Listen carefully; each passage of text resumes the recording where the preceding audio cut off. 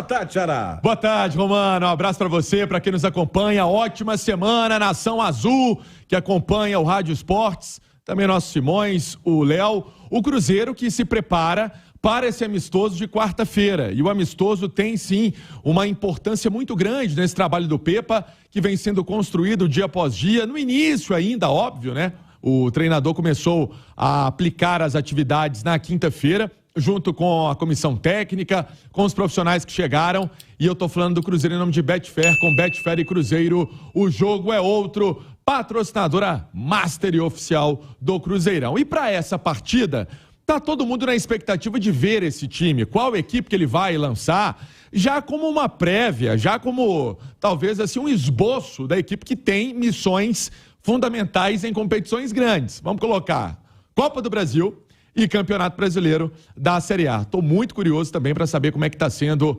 essa formação, e o que a gente sabe é que os atletas estão muito felizes com o trabalho que vem sendo desempenhado. Pancê, mas passando pano, Pancê está começando agora. Óbvio, né, gente?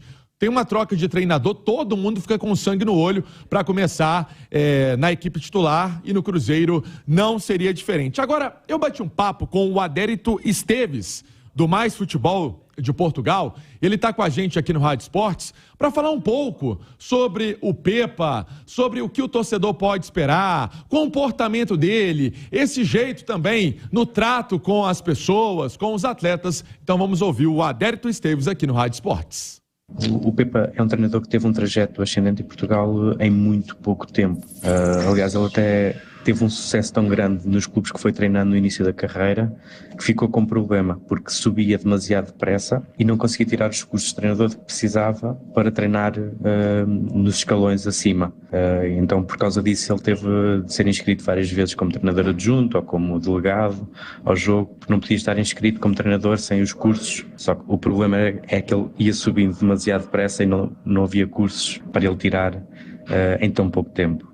Mas aqui em Portugal ele conseguiu superar sempre os objetivos traçados no início de cada época nos clubes que treinou, e fê-lo deixando sempre muito boas relações com toda a gente, com jogadores, com adeptos, com diretores, o que mostra também o caráter dele. É uma pessoa muito sociável, muito fácil de lidar.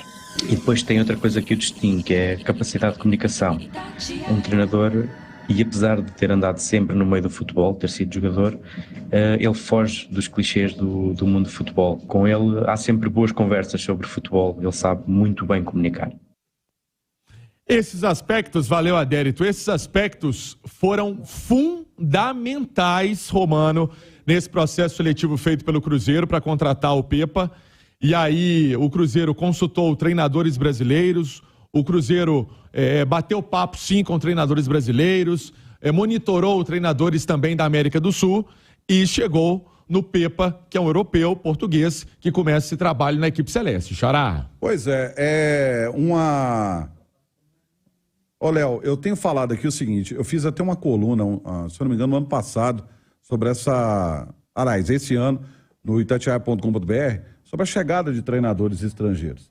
E aí muita gente fala assim, mas está indo buscar em Portugal. Gente, primeiramente, nós não temos uma mão de obra hoje no Brasil, a gente está passando por entre safra de treinadores.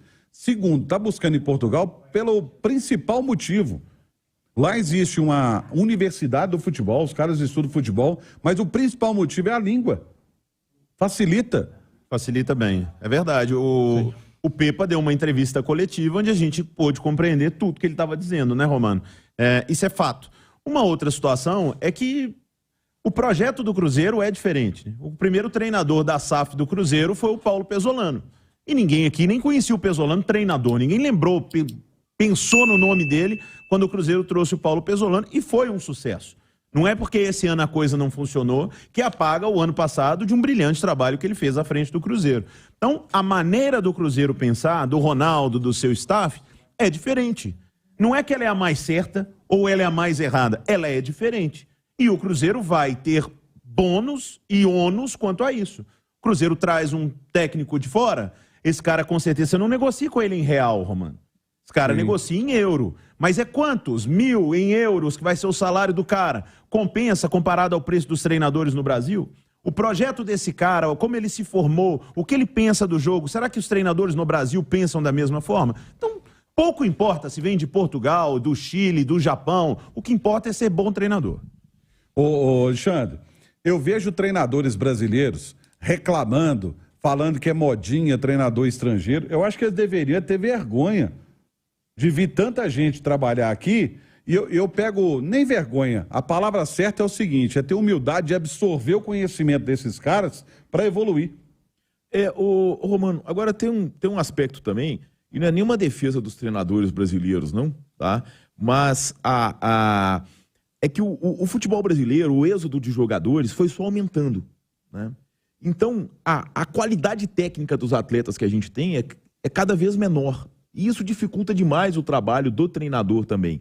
Tá? E não é coincidência que a gente pode perceber os treinadores estrangeiros que fizeram sucesso, e aqui a gente diz é ganhar grandes títulos, que foram principalmente Jorge Jesus e o Abel, eles fizeram isso tendo uma mão de obra muito qualificada. O próprio Sampaoli, que teve um vice-campeonato brasileiro com o Santos e depois um terceiro lugar com o Atlético, foi com a história lá do quero reforços. Quero reforços. Com uma mão de obra muito qualificada. O Vojvoda também sabe? Um trabalho muito bom. Mas aí é um trabalho muito bom, mas com uma expectativa diferente. Agora mesmo o Fortaleza já ficou fora da fase de grupo da Libertadores. É um mérito chegar ali no 8º lugar do Campeonato Brasileiro, sim, o Fortaleza, que se a gente pega é um trabalho de evolução. O próprio Pesolano fez um trabalho muito bom, tá? Mas no futebol brasileiro a gente considera trabalho ótimo, vitorioso, o que ganha título, né? O que ganha título. E os dois que ganharam títulos, eles ganharam com uma mão de obra muito qualificada. Isso também a gente não pode deixar de destacar, né? Se bem que esse que está no Corinthians, no Flamengo hoje, no Corinthians ano passado, ele fez um bom trabalho, não tendo mão de obra. Mas ele brigou com todos os jogadores, como ele brigou com todos do Flamengo agora. Aí o relacionamento tem outros 500, mas em termos de... mas ele tinha bons jogadores. O Corinthians tinha um bom time, Romano. Então com a maioria dos jogadores machucados. Mas tinha um bom time lá. Yuri Alberto, Roger Guedes, Gil, Cássio. O Corinthians tinha um bom time. Ele tinha um bom time na mão. Mas teve que lançar um monte de menino lá, porque não tinha as peças. Então, assim, meio barro, meio tijolo nessa situação aí, Xará. Mas aí, na hora que a gente coloca na balança, aí você pega com um tanto de jogador que ele tem no Flamengo, ele não consegue. Mas aí já é outro.